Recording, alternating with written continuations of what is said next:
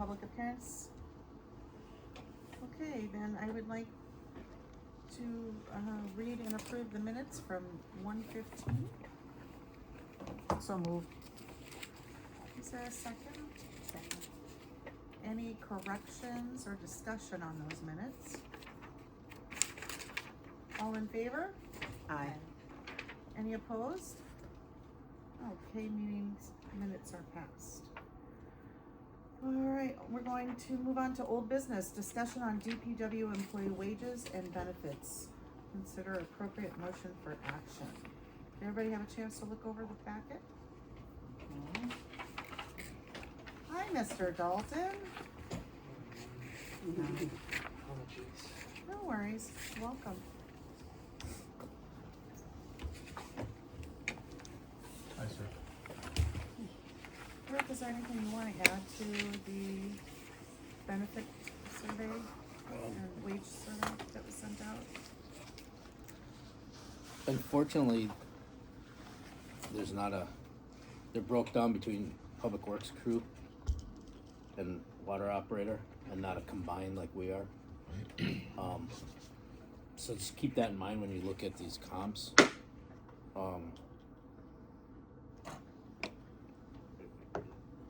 That water license and the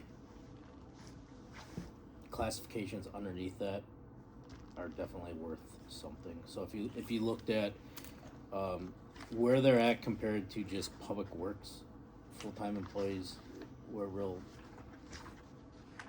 even with a lot of them, but that doesn't take into consideration having that water operator license and the responsibilities that come with that. How many operators do you have with that license? Currently, we have the 1, 2, 3. Me, you, Mike, and Adam, right? Yeah, Mike holds a license, yes. So a total of four? 4, And 2 of those are directors. yeah. Okay. It was really hard to go into depth with some of the cities and villages Yeah. because it's a really busy time right now, so I didn't really get much of responses from them with, much of anything. Rick, are you aware of any municipalities that are similarly run as ours is? I know in the past we've looked at like McFarland out near Madison. Yeah, nothing around here. Yeah. Even the Grove is separate. Obviously, the city of Burlington is separate. Pretty sure East Troy is the same. I mean, I think we're unique in the fact that our department is both the operator and the public works.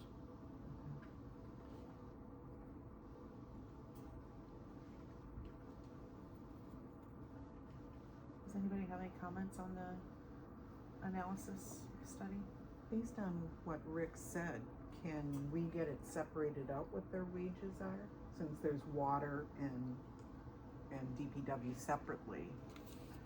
If we should look at that difference, since this is combined, It is. it's enough on here? Yeah, because it says the village of Waterford. If you go over, it's got the crew and foreman. Range was 34.64 to 37.45. Yeah, I saw And that. then you go over to the water operators are at 34.64. But, okay, I'm Yeah. trying to understand Rick's part of what he was saying. It's really, what wasn't true to the village, in your opinion, Rick? So, a lot of these, if you,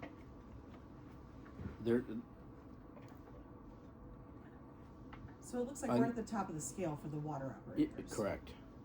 So that seems to be pretty sufficient. What Rick was saying is here, we're not just water operator, just streets, just parks. We do everything.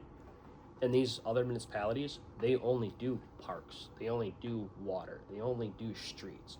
They're not multitasked individuals that do everything, If Rick calls me and I need to go somewhere immediately, that's what happens, wherever it is, whether it's a bathroom backup at 10 Club Park or it's a frozen meter down in a trailer park or it's an emergency locate or anything of the sort, we just go. You know, get called out for, you know, cold patching in the middle of winter because So if the a roads crew are. member is working on the roads, are they getting paid different than if they're working in the water? Yeah. It's a flat rate, whatever you're making, correct? Correct. Okay. So that email that I sent, Yeah. with where it's broken down, where a water license is worth $1. So if a crew member is only doing streets and they don't have the water operator license, that amount is subtracted off. What the top rate would be now, that 34, well, that's last year's, but today's rate of 35.55, you would subtract those certifications off of that 35.55 if we hired somebody brand new that didn't have any Okay, so you qualifications. do have the We flexibility to correct, start them at a lower wage correct, until they reach the certifications and then do the evaluation and bump them in pay based on what the certification is. But Right. it's a CDL, iron removal, water and water license and, okay. yeah. So I mean, if you look at our immediate neighbor, their rate is at 37.64. Who's the immediate neighbor? Town of Waterford. Okay. And we're asked more and more to work with them and, you know, alongside of them, and they are at that rate without any certifications for water. And I think that's what kind of raised a big question here. Now, I thought, did Zeke say something, there was a huge difference in benefits between town and village? Correct. Do we know what the monetary cost of the benefits, the difference is?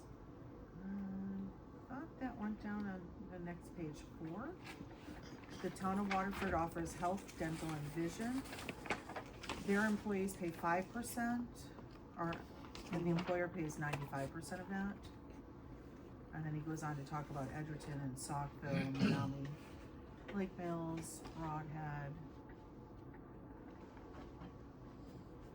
And then he advises that the village offers health insurance through Team Care with the dental and vision included.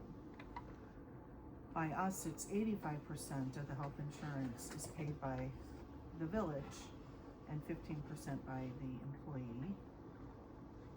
It comes to $27.80 per month per family. And dental and vision is included in that coverage. We also pay 100% of the life insurance. And he didn't put it on here, but we have short-term and long-term disability benefits as well. Right, Dalton? Yes. Is that paid by the village? Is that an extra premium? I believe that was paid through the village. Yeah, that's pretty much covered by the issue.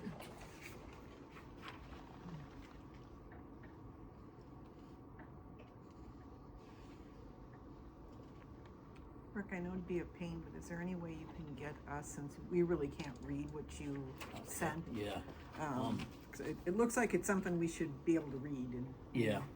It You got it on your phone, right? It came through clear? Or It clearer was- than this? It was a little blurry, but yeah, is my yours phone, an Apple phone? yeah, That's what I it's okay now. Yeah, because here, you know, Oh, you yeah, can't I really see. read it. Let me see. Here, I come in and look at it.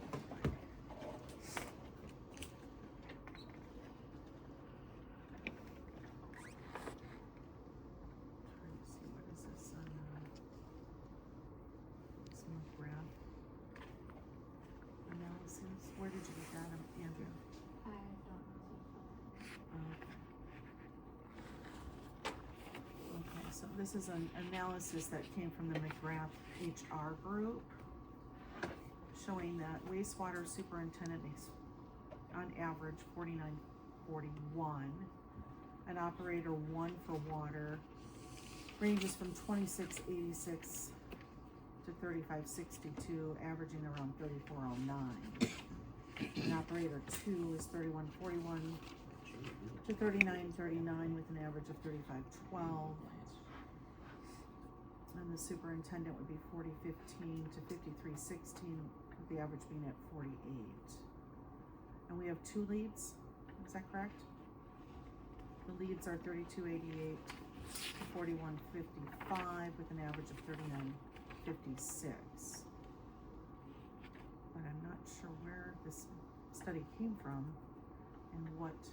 It's an independent, HR firm that people hire to get them all Oh, that okay, information. so above, if you go to page 7, the participants are Delavan, Elkhorn, Whitewater, Lake Como, Sun Prairie, the town of Lynn, Egg Harbor, Fontana, Lake Delton, Maguanago, Oconomowoc, Pleasant Prairie, us, and Williams Bay and Walworth County. How many of those are comparable to the village of Waterford? Rick, do you know that? Is Walworth County or Williams Bay? Williams Bay, I would say would be the closest. Maybe Whitewater? They're a little bit larger. They're a city.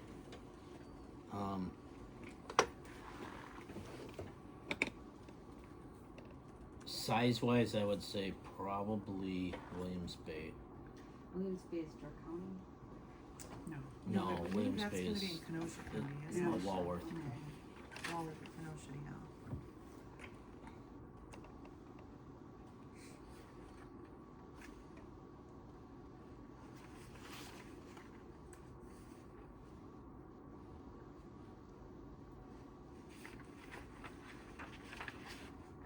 Yeah, out of all of them, I would say that's pretty similar to what we are.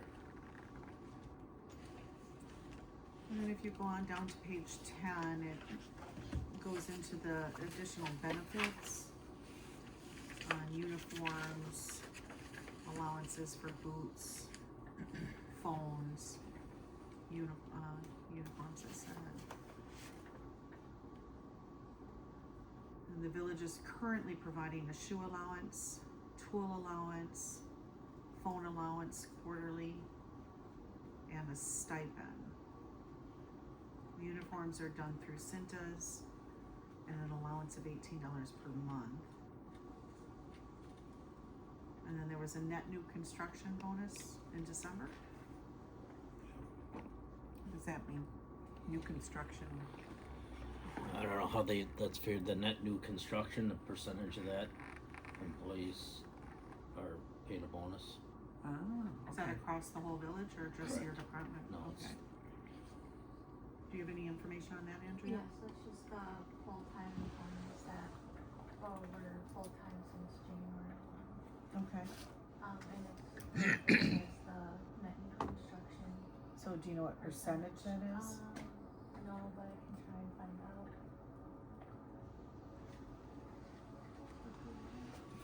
Yeah.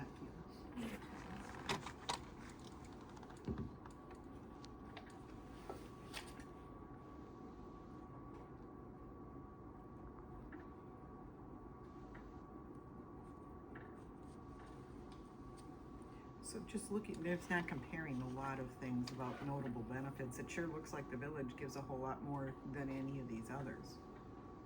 I don't know if that's true, if they got enough information. Would you agree? Based on what's on here? Based on that study, yes. Yeah, it looks like, wow. Okay, and then we go further down, that was the ask on the company vehicles. I think that they understood our concerns and they're withdrawing the request for that now, is that correct? Yes, correct. Okay, so we don't have to address that. The company vehicles will remain on village property unless they're in use.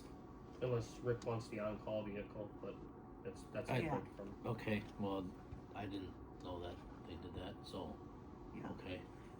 I think we should still consider something for on-call or somebody watching roads Okay, on a per event basis, okay. you know, know. How do you wanna manage that? I think if it would be alright with this committee, we could sit down as a crew for the on-call Okay, person, and same thing for watching roads at night.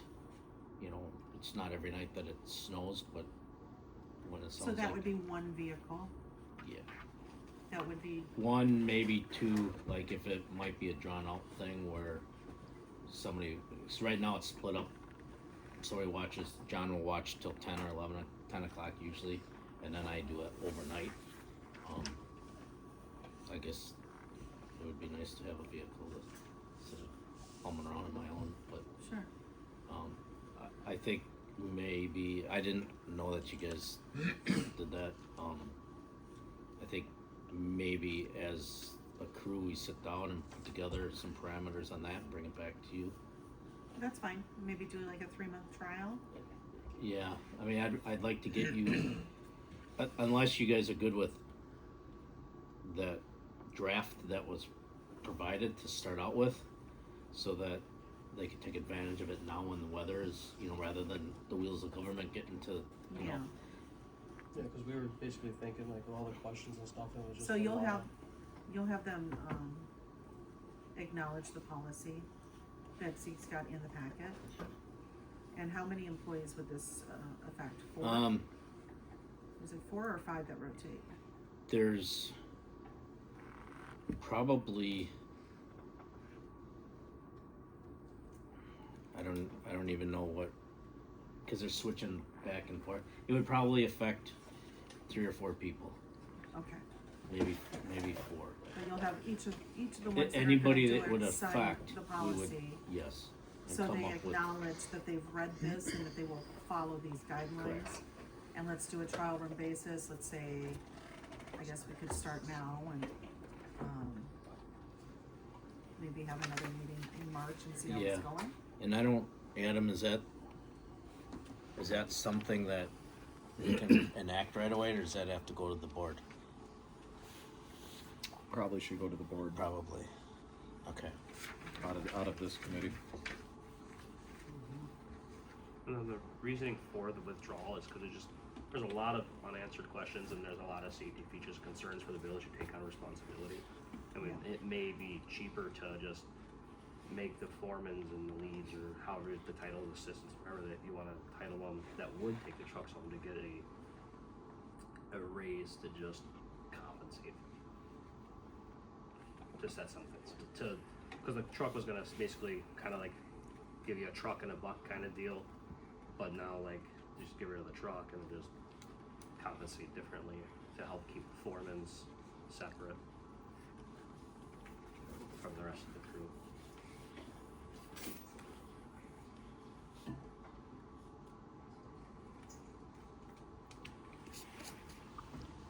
So what would your preference be, I guess, so I know how to craft this for the board? I think we should start out with a trial. And see how that, On-call, a trial for on-call. for on-call and, Road watching, correct. what's road watching? Person, like when it snows out, you drive around and figure out when you're gonna call the crew in. And I do have a couple comments on this policy, Okay, okay?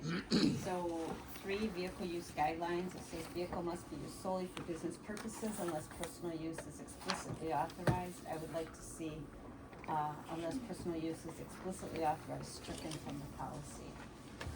That's what I would recommend.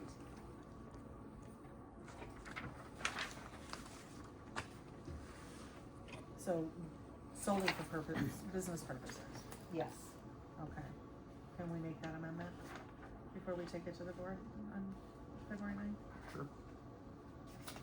And the other question is parking and security. Number 4, it says vehicle must be parked in a secure location at the employee's residence. Last meeting, we talked about that there's tools on these trucks, okay? So are we saying that in a secure location, are we going to somehow define that a secure locked? Like it needs to be locked in a Yeah. garage?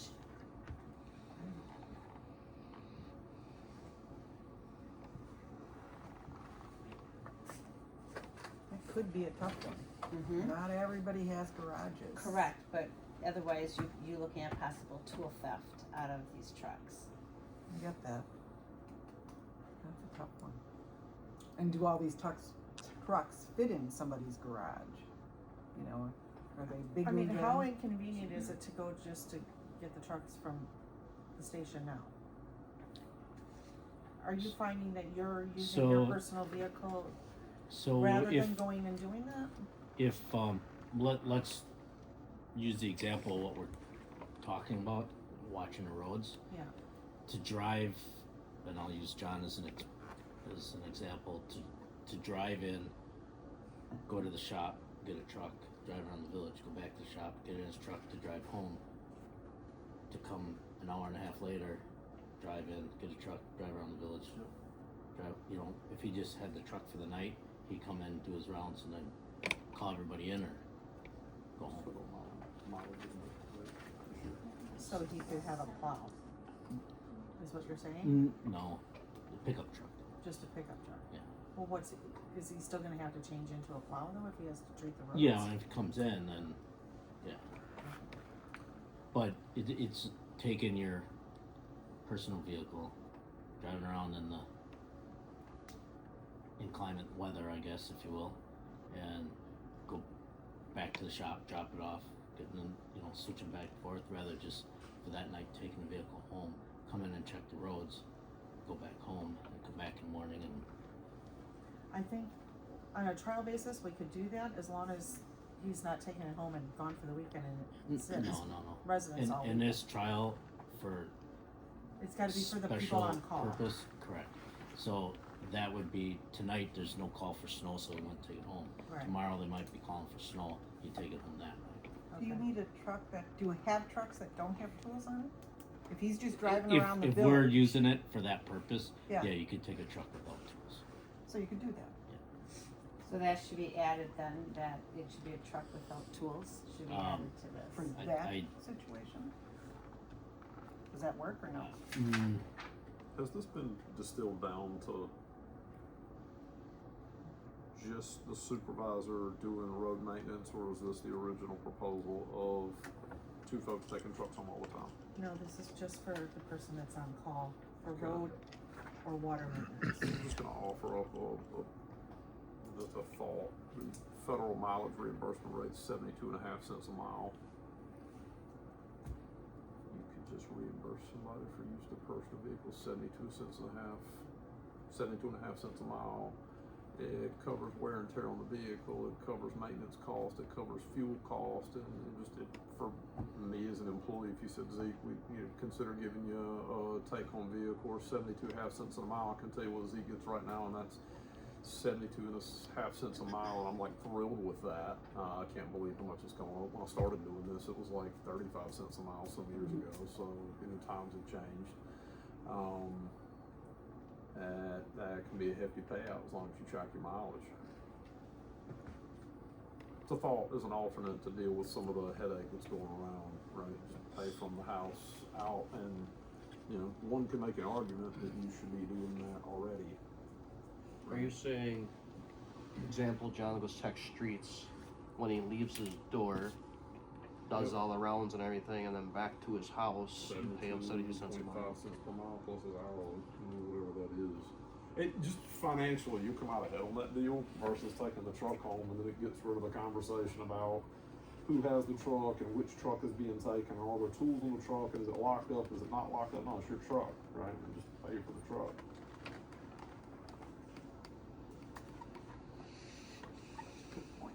It really is. Right, It's a like- good amount It of would money. make it a lot easier. Are you guys comfortable with that? They inflation adjust the rate every year at the IRS. So you get an updated rate every year based on whatever's going on in the market. That includes vehicle replacement cost for a brand new whatever vehicle. And if you guys don't know, we're still married to the idea of having a truck. I would tell, it's straight up, the math is gonna math out better for you on that than taking a truck home. You'll end up cash ahead if you take that money and put it in a separate account and just save that for whatever new vehicle purchase you have. You'll be way ahead. How many miles a gallon you getting right now? 20? You get about 20? Alright, so just if I do some quick math on it, just as like, oh, does that work out or not, right? I got gas today for $2.38 a gallon. So the gas cost is 11.9 cents per mile. Wear and tear on the tires and oil and battery and all the other stuff, which is how the IRS comes up with 72.5 cents per mile. Let me do this.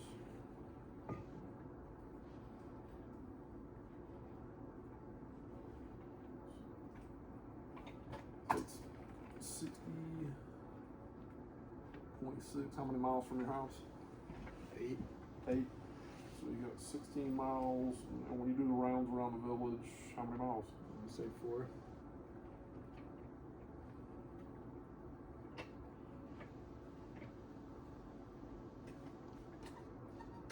So, you know, when we talk about it, it's cash ahead, $12.12 a trip, right? We're not talking about a huge amount of money, whether we're talking about paying out mileage or whether you're talking about wear and tear on a village vehicle. It's just doing it this way gets rid of all the other, I'm worried about this or I'm worried about that.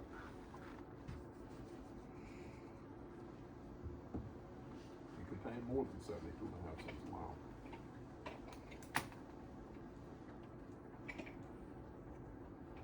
Your thoughts, sir?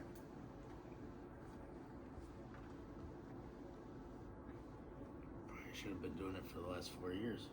Yeah, it's something that you just brought to our attention, so we're now aware of it, and why don't we try that, rather The than rest of the season having and vehicles. gives us a little more time to come up with something different. But, so for now, submit your mileage. It'll let you actualize a cost, and then there'll be a real world cost, like, hey, this is what it costs. And then the question for these folks to consider is like, how are you gonna set cash aside to do vehicle replacement, and what amount on the levy are you gonna go up? The levy position that you're in is to not change the tax levy amount. You've got $200,000 ballpark number per year for the next 20 years. That's it. That gets you like 2.5 pickup trucks, right?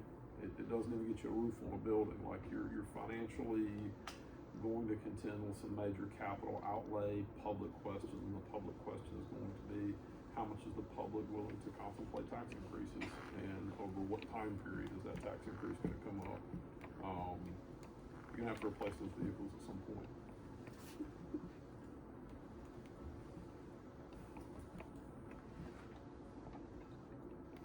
So we work on mileage and you guys discuss it, and if it needs to be revisited, you'll bring it back to me. Is that fair? Yep. I think that's You fair, guys- isn't it? For them to submit the mileage, is that something easy they can do? Yeah, let's see. Yeah, we got forms for it. Okay. I haven't done one since before 2020, so. Alright, Do we have the answer on the new construction bonus for full-time employees? yeah, did you? Madam Chairwoman, I would recommend that you not take testimony from the crowd tonight. Well, I did ask for it though. Okay. It's 5%.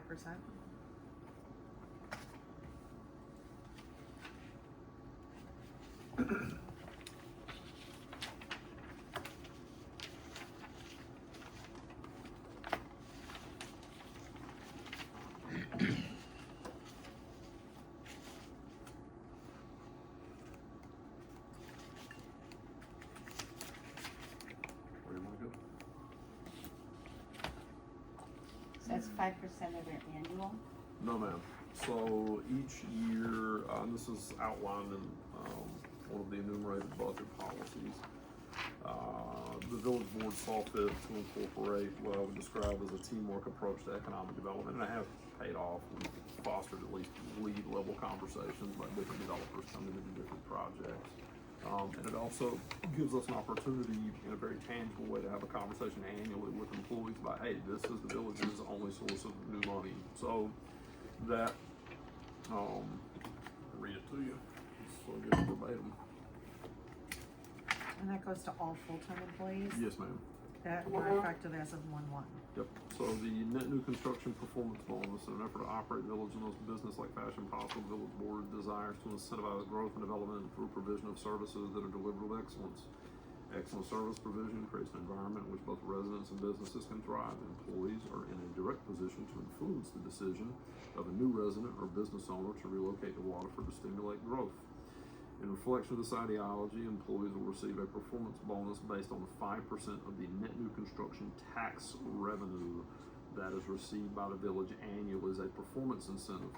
All full-time employees employed at least 1 full year are eligible to participate. The net new construction bonus will be paid on or about the annual Christmas party each year, and it will consist of 5% of the net new construction revenue divided equally amongst all full-time employees. In practice, that has ranged from I think $80 some odd to like $120 per year. It's not a huge dollar amount; it's more symbolic than anything. Certainly, it's helpful at Christmas time when people are thinking about gift giving. But it really is more of a conversation about, hey, here's how we grew for the year, and what this means. It also gives us, in past years, an opportunity to talk about the total net new construction amount. So each year your new money pot's like $50 grand, more or less, and that's it. It's all the money you get to handle COLA for the employees, or unexpected expenses, or CapEx. So there's not a lot that you have a statutory. We call it a straightforward ability to deal with. You can do 1-year operating borrows. Some communities are doing that, and that's where you go to a bank and say, hey, bank, I want to borrow, let's call it $250,000, would equate roughly to a 10% tax increase. And then you levy the taxes for that, handle whatever you need to handle. At the end of the year, you retire that debt.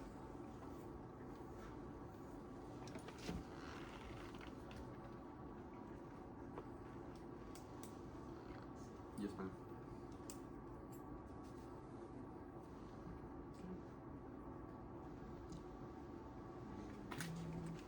So now that you're here, we were discussing that Williams Bay might be the one that's most comparable to the village of Waterford from the top study that you provided.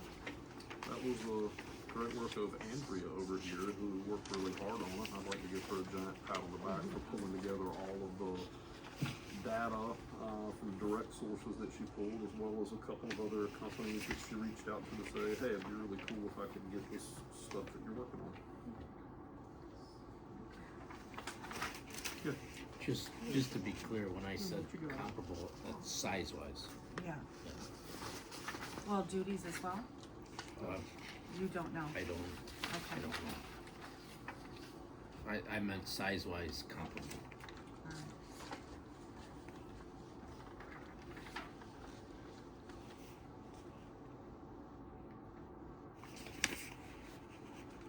So, as far as the trucks go, we're gonna reimburse the mileage, see how that goes. You'll bring it back with more detail if it needs to be reviewed again. Merit versus COLA, that's something I want the directors to discuss with their staff. There will be typically a COLA at budget time every year. And as we discussed in the last meeting, the merit has been kind of done through luncheons and steaks and different things like that. But I think it's important for the directors to maybe have, an X amount of dollars, whether it be 5,000 or 7,500. That if somebody goes above and beyond, and you want to get them a gift card or do something to reward. We So, have that. And we use it some now. okay. And then you said that you do bring in new employees based on their experience, and it's outlined that they get a bump up after they get certified. Yeah. So somebody that's been working here 3 years isn't making the same as somebody that was just hired. Depends on how many years of experience they bring to the table. So it's common practice is you say you got somebody who's got 25 years on the job somewhere else. They've done Right. this somewhere else, and you don't bring them in like you would a brand new out of high school first year employee, because you're just not going to recruit them. So you bring them in at where you would expect them to be. Yeah, so if they have all the qualifications that we require, Yeah. then they would start right next to where they. Okay.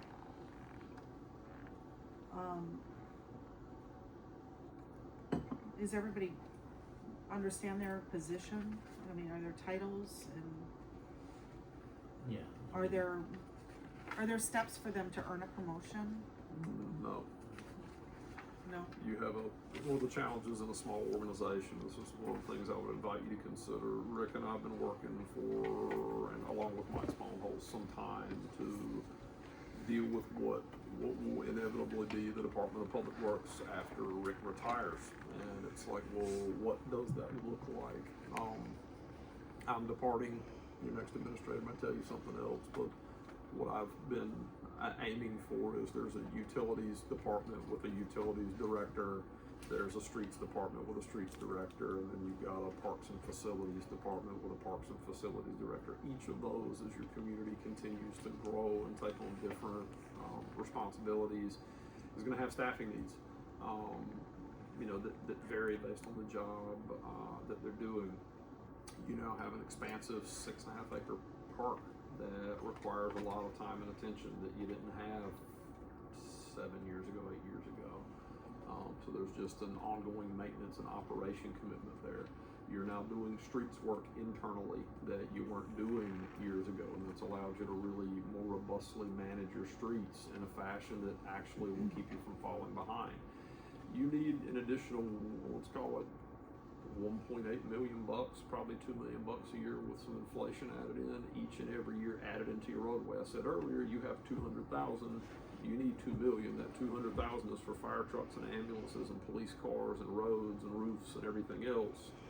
You have a $2 million need just in streets to keep them in the exact same condition they're in, which is an average pace of 5.4, if I'm going from memory, 5.8, something, it's 5 point something.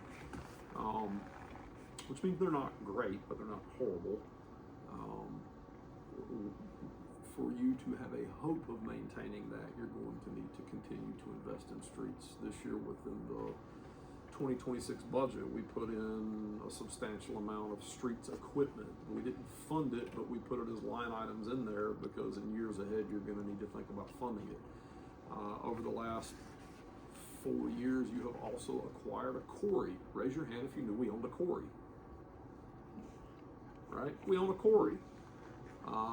There's at least 60,000 cubic yards of aggregate inside of that quarry that represents sand, coarse gravel, and bedding material for utility work. We traded Newman Homes for it, in part because, number one, the quarry needs to be excavated and that material used either in this community or around us for stuff related to fixing things. But we got a giant lake that continues to silt up that Adam's been working with leadership around the lake to try to get some traction. It probably represents your single biggest hope of dredging that lake, because it's expensive to dredge a lake. And the quarry's right next to the lake. You need a big hole in the ground. What do you know? Lake dredging into the lake. There it is. That's what a quarry is. So, So that's up at Kramer, I'm assuming, yeah, kind of. It's up that tucked way? back in up there. It's like right beside the lake. Okay, so how does that equate to levels of promotion? In small towns, you create a department director position and then somebody that's foreman level and then line level employees, under that. If you look at what the cycling of employees is, you've got a Rick right now and you've got an Adam. That's it, right? So if you're one of the guys that's a line level employee, you're looking at the shot clock and going, okay, well, I've got maybe 5 or 10 years before Rick retires before I can move up. That's like a really long time for somebody to think about what their career is going to be. Rick has got the whole village mapped out in his head, right? And when Rick retires, you're going to lose that resource. Rick, Yeah. I don't know how many miles of pipe you weren't here for to go into ground, but not a ton, right? You've been here for most of the pipe going in the ground. You know where it is, and you know what's made of, and where the curb stops are, like all the stuff, right? So you want your public works employees to be incredibly long tenured, incredibly stable, and what you're talking about is building a system around that. Your utility guys have to have a long-term future. I hate to say it, don't get mad at me, John. Less so with streets, less so with parks and facilities. That doesn't mean you want high turnover. You want long careers there also, but the assets are ever so slightly more interchangeable. So I think at some point you guys should talk about, hey, how do we create the streets department, and how do we create a utilities department, and how do we create the parks and facilities department, and where are the citizens that'll step up and serve on the respective committees that we've discussed in the past that Adam spent the last year beating his head against the wall trying to find. So part of why we haven't stood those committees up, even though we discussed them with the board and got approval for the bylaws, is nobody's stepped up.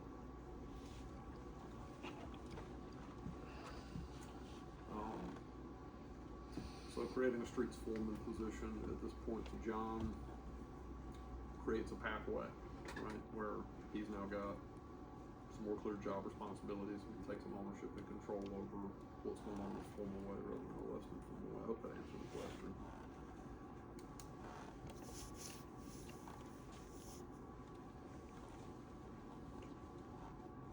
So right now, we have Rick, and then we have Adam as the foreman, and that's it? You have Mike Spongholtz, who technically Well, is he's in a director. his own department. Yeah. And does he have a foreman? Functionally, I would tell you is Greg, but a number of part-time. But I see here that it is listed on the wage and benefits. You know, we have the director pay, the foreman pay, and the crew person pay. But this is basically coming to us because Waterford got a big bump. Is that why? Town of Waterford? Yeah. Town of Waterford's been ahead of us. Pardon? Town of Waterford's been ahead of us, and we're at 37, 38 an hour, something like that last year, and they just got a 4% raise on top of that. So Zeke, you had mentioned something about the difference in benefits between the town and village last time. Yes, ma'am. And I don't remember exactly what that was. Well, let's look right down underneath the other stuff and just compare town of Waterford and village of Waterford. So the village has consolidated time, and I wish we'd have run that column. You have to do an equivalent here, but town of Waterford has 72 sick pay hours a year, so you get what looks like a handful of sick days plus 10 vacation days. We can just hourly equate those real quick.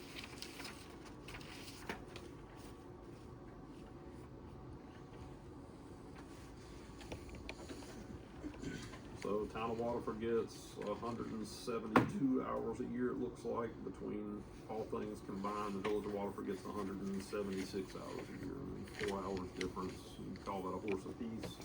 What are you getting 100? I'm getting 72 and Some of these are days, some of them are hours. So the day column for vacations days, you gotta multiply by 8, right? The other one is WRS, or retirement services. There are some communities, I don't know any off the top of my head other than the city of Milwaukee, that are on independent pensions and not WRS. That's a recruitment challenge that you all addressed 8 years ago and moved the entire staff onto WRS, so you don't have an independent pension anymore.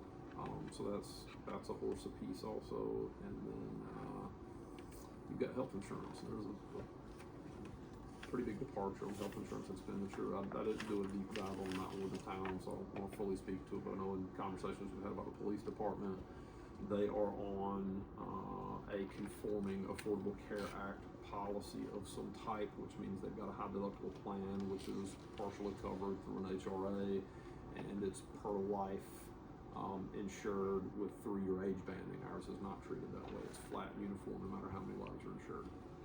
So our health insurance is a much more affordable and a much more generous health policy than what you will find elsewhere in the marketplace. At some point in the future, that will go away. I don't know when or how, but I don't know how they're able to solidly run that system, and nobody else can figure it out. Other than you have issues in EMS with scheduling from time to time, where we used to put people in over 24 hours on a week, and by having people scheduled more than 24 hours for a week, we've gotten 2 bills since I've been here. One of them was $40,000 plus, and another one was like $60,000 plus, and the health insurance company made up some gap that way. You have to follow their rules if you're on their plan.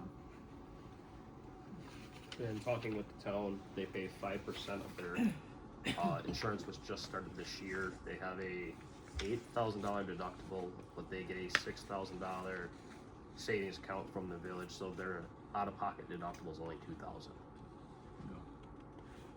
And then that's what our deductible is. Yeah, So, and then under other notable benefits, Andrea, did we not get anything from the town of Waterford, or they do not have other notable benefits? They didn't provide anything. Okay. Do you guys know anything about that? Town of Waterford, do they have other? Because we have the notable benefits of the shoe allowance, the tool allowance, the quarterly phone allowance, the $2,000 stipend.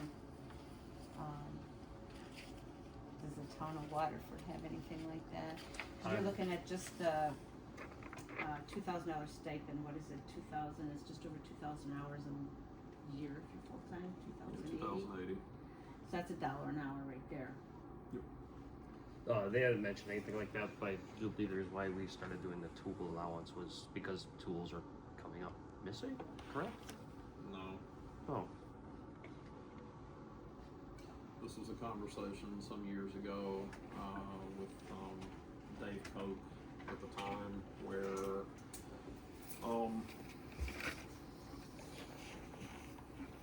small tools, who owns them, who's responsible for them, you know, where do they go? So we shrunk our village acquired tool allowance budget in favor of going, look, they're your tools, you keep up with them, you maintain them, and to make it much more like a mechanic shop.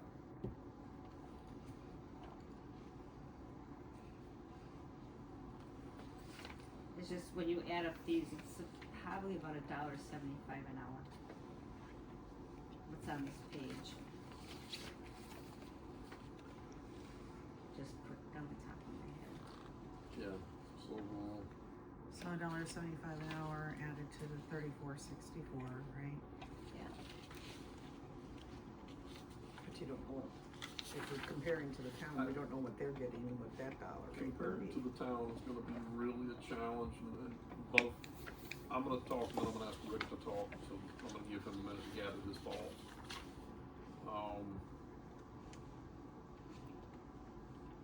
You have a fully functional utility department that is operating a water system and a sewer system with licensed operators in the state of Wisconsin. The town of Waterford does not have that. So that there's one big gap that I can see.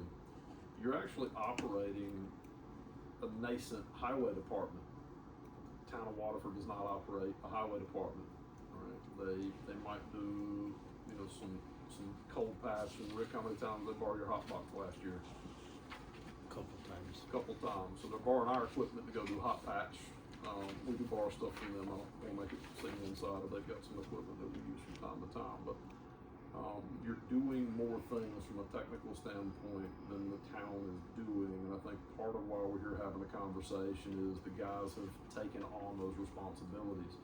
I'm gonna give you another example. As Mr. Wayne Minan sitting down there, you all saw fit to invest in fireworks tubes and fireworks ignition systems that every single time Wayne shoots a show, if you hired an independent contractor to go do that, that'd be a $15,000 to $20,000 show. Wayne does that for the cost of shells, which is about $2,000. Wayne doesn't get paid any extra to do that, he just gets his hourly rate. The way the town handles that is the town brings in Spielbauer and writes the check for the 25 or so grand to shoot that shell.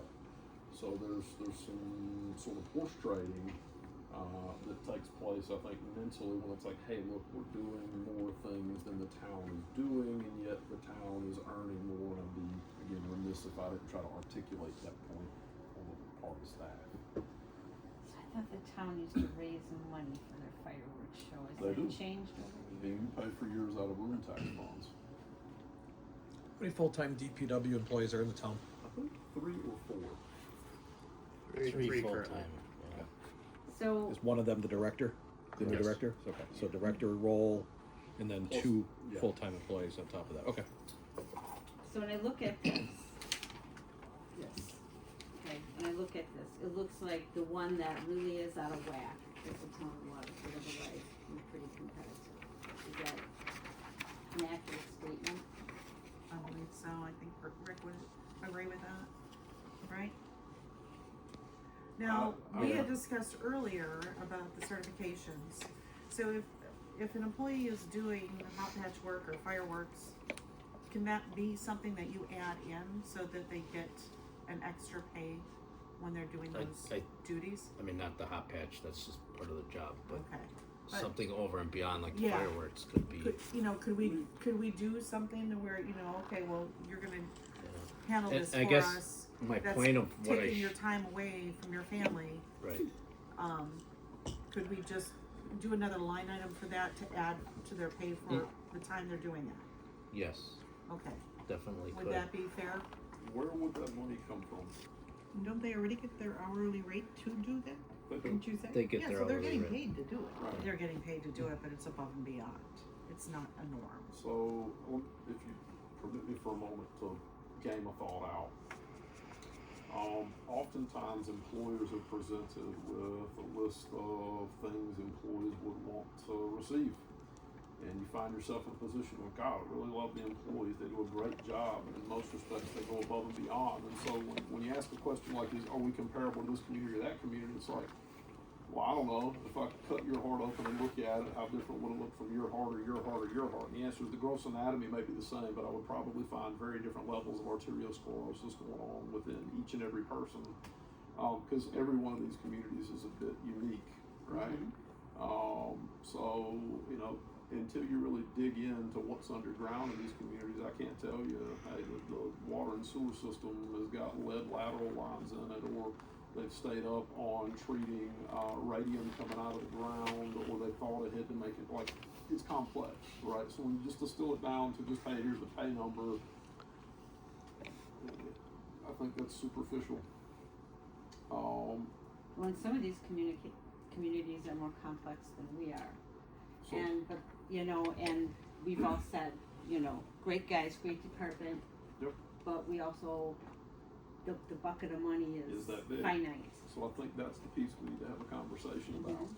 I would like to have the committee ask those guys to go back and find a way to enhance the revenue stream, right? What are the things that we can do as a department to bring in more money? What is that? How do we approach this from a business-like fashion so that there is more money on the table to be able to have a conversation about spending more of it? I mentioned to you at last meeting, sanitation services is a thing that you should consider. In the past, politically, that's been unpalatable for one reason or another. But when I ask you the question, hey, where's the money going to come from? You have a $350,000 deficit right now. If you award more pay to employees, you're merely going to make that deficit bigger and burn your cash stockpiles faster. So, you've got some challenges you have to address, and probably the first one of those is, hey, we love all you guys, we want to keep everybody happy. How do we find more money to be able to provide that? Some of that may be expense elimination. We've discussed set up and takedown of tents. We spend $4,800 a year or something like that setting up and taking down tents for the different facilities that we have. That's potentially something we could do in-house. There's $4,800 to dole out pay raises. Do we want to take on other novel services? One example would be we used to do a bulk item day. You recognize? Got it. Okay. So he's tall. Haven't seen her husband before. Yeah. So we used to do a bulk item pickup day, and one of the things that we could have done was to send the truck around to do that. We could have deviated those man hours, provided OT, do that stuff. Instead, we decided to externalize that at a contract to John's and bill our customers more. That is revenue that we could have put on our books instead of on John's books. We just decided to contract it to John's. So I think I would encourage you all to look at both sides of the operation sheet, the revenue side and the expense side. Right? Not just the expense side. I think the employees should be enlisted in helping provide those solutions. Not saying don't dole anything out, just saying how you're gonna pay for it. Okay. Is that something you guys want a round table and? I'm always open, willing to try things and come up with ideas to where we can make the village money. You make money, then you guys are happy. And in turns, we can get a pay raise to go with it, it makes sense. Okay. Just how do you go about doing that, and how do you basically you're almost asking to go like to like if you would symbolize it to a factory standpoint, you're going to almost like a lean manufacturing, if you will, and just trying to find where your wastes are and cut cost, and also trying to find alleyways that you can have streams coming in. So I'd ask for two things back. One of them is on the expense side. Here's where we can change how we're doing business in order to get efficiency, not just cut costs. Because if you cut costs, that's going to catch up to you in the long run, right? Long ago, when Governor Walker put Act 10 in place, we cut costs wherever we could cut costs. I think, you know, there's not a lot of fat there left to get. But the other piece is revenue, right? What can we do from a business standpoint that actually generates something on the Don Houston, like they call it, the plus side of the column? You know, my entire time here has been about TID districts and net new construction, and that lemon has been squeezed. There's not a lot of juice left in it. Not a lot of people want to do economic development when the mortgage rate's 6.5%, 7%. Just doesn't pencil out. Even the small builders that I'm talking to are taking passes on small projects because they don't pencil out right now. And that means that net new construction number that you rely on to provide that COLA is going to get smaller over the next 3 years. That's kind of a time horizon that I've got to look at, you know, what have we got for new money coming in? Which also means your building permit revenue is going to go down, which also means that your impact fee revenue is going to go down. All of those things play a role in how this balance sheet comes together.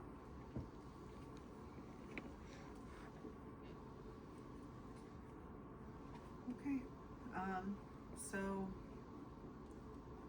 I'll recap.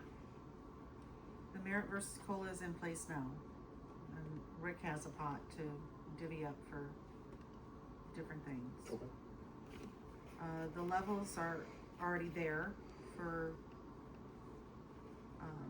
each employee. We're gonna do mileage reimbursement for now while you guys review the program and decide if you wanna bring it back to us for consideration on trucks for, on-call workers. And you're gonna look at expense efficiencies and avenues for revenue to bring back to us. Can I ask a committee question? Yes, you may. If we define that last one a little better, does the committee have any objection to the 50% revenue share back out as wage increases on revenue? Explain that, what? Well, to send somebody out on an errand without understanding what the potential compensation is like, well, I'm out mining for gold and I don't understand the geology of what I'm looking at, right? Like, am I just looking at black sand or gray sand or what you know about that? What's the gain for the guys, right? So it's easy to find things that are cost cuts because you just say, we're just not going to do that this year. And you come back in and you present this list of cost cuts, and then 3 years from now, you guys are going, hey, we don't have mats anymore. And it turns out that's a problem. Or we stopped servicing the server, and oh wait, that's a problem, right? Now the server's due for replacement. So in other words, you play this accounting game that doesn't necessarily pay off. Revenue, on the other hand, gets tracked differently on the sheet.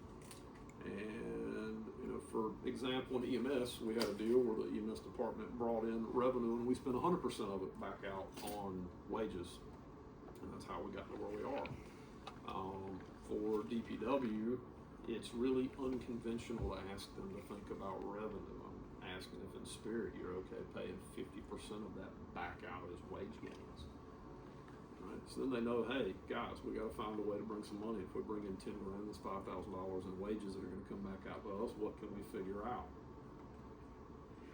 All of a sudden, we go from talking about, Rick, don't beat me up, $300,000 snowplow trucks, where it's just an outlay for a snowplow truck that sits in the building doing probably not a lot of nothing for 9 months out of the year, to do what the city of Sturgeon Bay does, which is they put plow attachments on their trash trucks.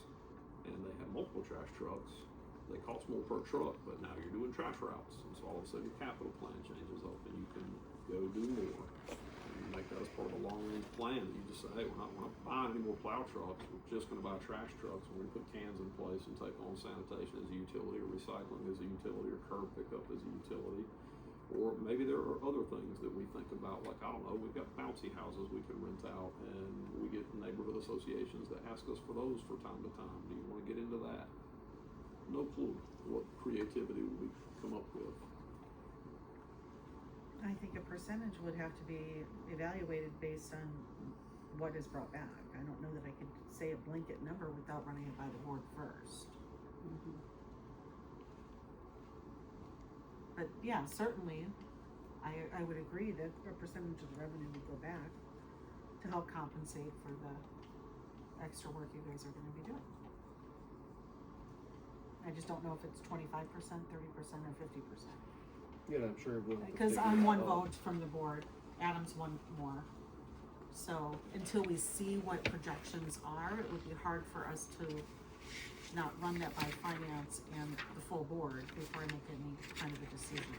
Because things like trash pickup, you're probably gonna have to add an FTE, correct? No.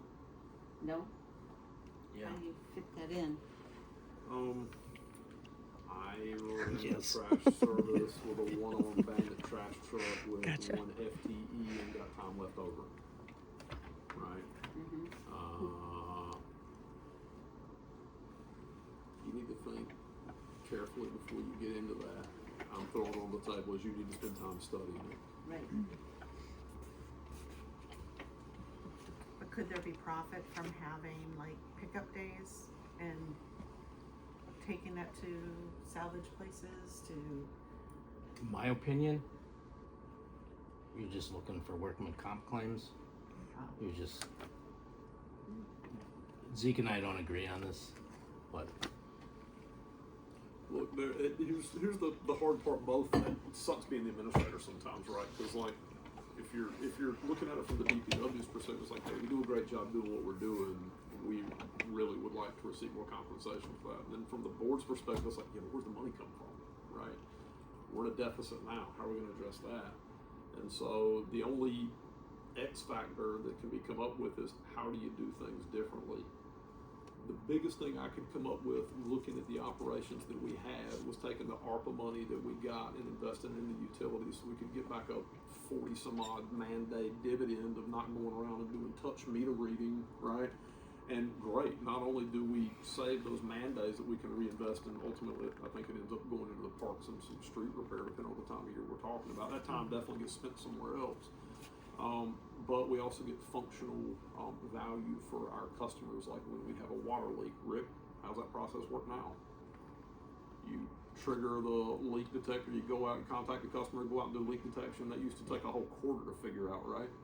So the meter ran for 3 months or maybe 4 months or whatever before we called it, and now we trigger and we'll go fix it. So somebody doesn't get a $4,000 water bill, because those used to happen. That took a $600,000 capex on the part of the federal government, state government, and village to make that happen. Right? So it was not a cheap fix. You got back 2.5 months worth of pay for one FTE. Yes, sir. How many municipalities around here do you think are asking their guys to bring revenue into the place so they get raises? 0. I'm just curious. Yeah. I think this conversation will go round and round and round. And don't get me wrong, Yeah, I'm yeah. okay with trying to help out and help get the monetary stuff we need here, but I think part of the conversation is we're already doing a level of service with our team, and we want to be compensated for that. And we're more than willing to go above and beyond again and help bring in more streams of revenue to the village. I don't think any of us would mind doing any of that options. I was just curious, like, is there any value in what we're doing today and yesterday that you guys see that is worth what we're asking now and not in the future? There is, but the budget's been set and done, and where am I supposed to pull that money from? I'm already running a $350,000 deficit. Ballpark. So, And I'm not trying you to know, get- do I fire somebody in admin? Do I reduce hours at the library? And we're on a skeleton crew over at EMS already. I don't know where I'm gonna get it from, is my point. That's the hard position. So they're I'm in. happy, like I said, to take this year of 26 and work with each of the directors and brainstorm and try and think, you know, we do value you. We do value fire and EMS. How do we go about making more revenue or going to referendum, you know, which will probably be a conversation with them next, so. So, are you ready to watch the internet light up? Just be very intelligent on how much you want to light up. It's only Monday. I don't want a very long week. It's been a Monday. It's only Monday, please. So just please, you light up what you want, but I know, But not past this amount. Okay. please. How much was my total budget for police services in Sister Bay? $6,000 is my guess. It was $6,000. Oh, good. Because I've said this before. I remember what How you much said. is the police budget in Waterford?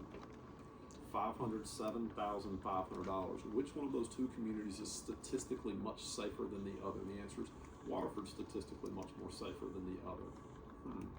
Is that a result of police spending or the composition of the community that you have and the affluence level and the fact that you get 2.5 million annual visitors coming through Sister Bay?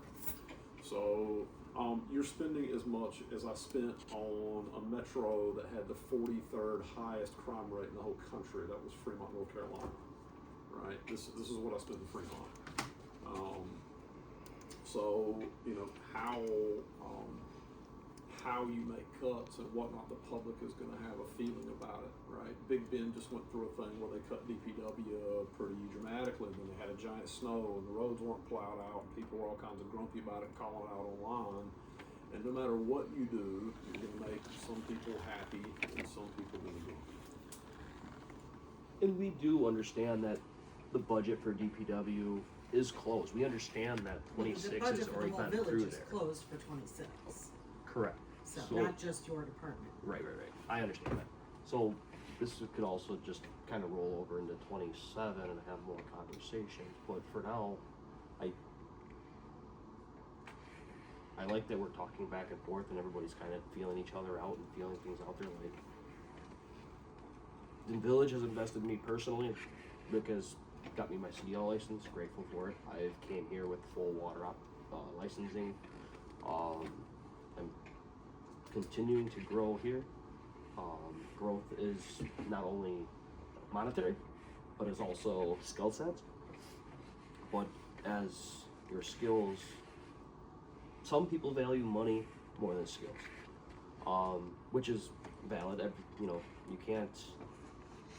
Someone tells you thank you, you really can't put that monetary value into your bank, right? So some people like money. Some people are okay with just investments, like new water certs, sewer certs, excavation certs, whatever that may be. May not be as much cost, but it's something for growth, and this is something Rick's good at. So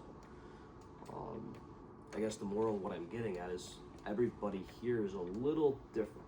Maybe John wants something, and Adam wants something, Tom wants something. Everybody wants maybe be a little different. So as we go forward, we try to look at the revenue stream and see what we can bring to the table. We have to be kind of careful of how we think about that, because we may step on people's toes going about doing that. Maybe not.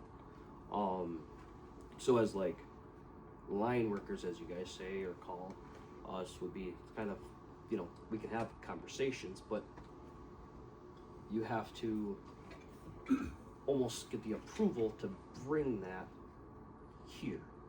So we may not manufacture anything because there's nothing we can do.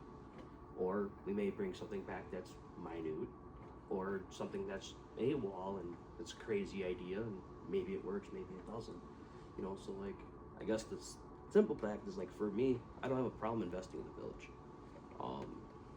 I just like the crew I'm with. I like the guys. Some guys like money. Like I said the last meeting, took a small poll and I asked people individually and said, hey, have you tried to apply for a job recently? Yes. What's the reason? Money. Okay. So if we could,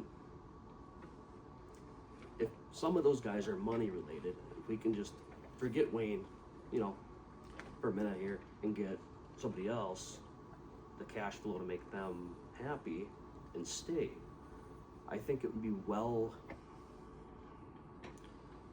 within the village's interest, because when you take and hire a new guy, it's going to cost you 10%. You know, the guy may have all his certs, comes in at rate, but there's still a learning curve, there's still a training curve, and it's going to cost you no matter which way it goes. Whether it's 10% to the new employee, or if it's 10% to the new guy, or the guy that's existing, the only difference is you have a better value. You got a guy that's got a good heart, that's already here and knows the system. So maybe, for me, invest in me differently. Maybe invest in John in a different way too.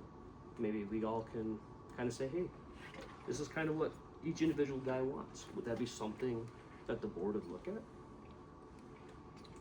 I think it's gonna come back to, and there's a budget deficit, and how do you, like, everything is gonna come back to when you put that budget together in 2027, looking at what the cash position has changed at.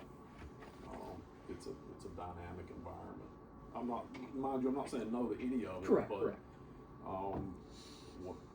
What do you cut from where to balance the budget? I think within your department, working with your director, you could discuss, you know, where each of you are on that. And then, you know, like I said, I think 26 is gonna be a year of exploration. You know, we've got a new administrator that is yet to be known. We already know we're in a deficit. We know we have to work on correcting that with the next part of this meeting. So,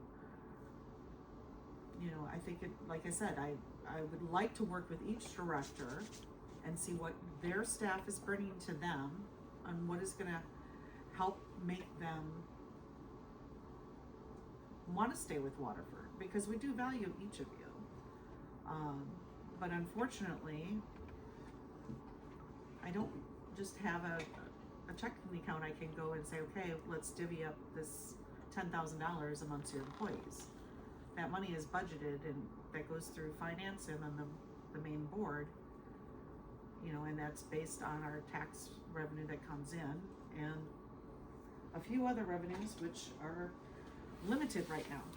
Like he said, you know, with building not happening or, you know, being reduced, we have to consider all of that when we're making these decisions and trying to come up with, okay, what's next? In 2022, we brought in $189,000 of building permit revenue. In 2023, we brought in $194,000 of building permit revenue.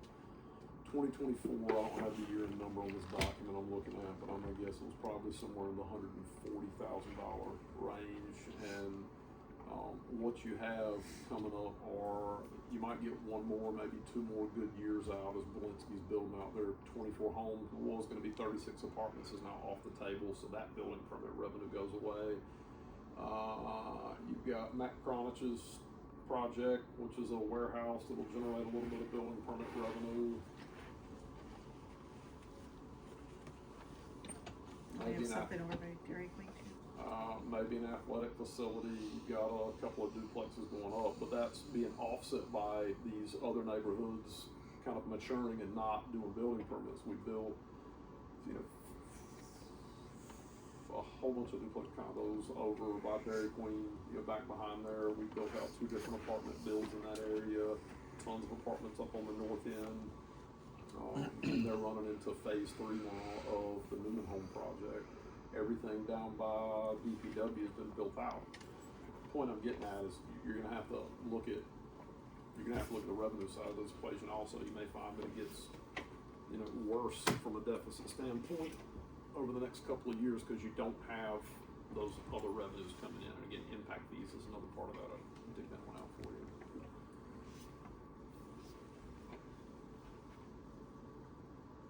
I should say, there's nothing that I see that is like the end of the world, right, in any sort of an immediate way. They're all things that have to be attenuated to, adjustments have to be made.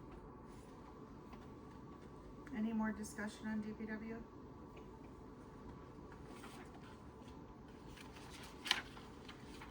I think we had, for the last time, I think we had on-call pay stuff, doubling, stuff like that. Did we, I'm sorry, did you say that again? the on-call pay, we had brought up maybe doubling that, to, from an hour to every 2 hours for on-call. Right now, you guys give us 7 hours, but we were asking maybe to go to 14 hours. To carry this, the on-call phone. I'm gonna make one other suggestion, and I think we wrap up and roll the next one, which is, when you guys are talking as a group, the conversation is like almost an umbrella one department. I would encourage you, we've split this out now in the budget. There is a highway and streets budget, there is a water budget, there's a sewer budget that collectively are the utilities, and then there's a parks and facilities budgets. We've laid down the financial legwork to begin that splitting out. Your utilities and how pay goes for utilities and utilities employees is a completely different conversation legally than the pay and benefits package for streets and highways employees or parks and facilities employees. You should run the utility like a business, and you should make sure that you are compensating in an effective way to retain those utility employees. Why? Because you actually have rate setting authority. That is the revenue stream there, right? So when you say, hey, we're doing a good job, this is like, yeah, revenue. We're in the lowest quintile of utility rates in the entire state. It's dirt cheap to have utilities here compared to everywhere else. You could run utilities up probably double from where they're at and still be cheaper than 50% of the state or 40% of the state, something like that. So, you know, instead of lumping all of this under one umbrella, I think if you break it apart and attack the different pots of money separately, John's going to come out ahead because John's going to get the cost basis, what we're spending with contractors. So I'm going to give you some direct ones. What are we spending on crack filling? How much could we do that crack filling for in-house?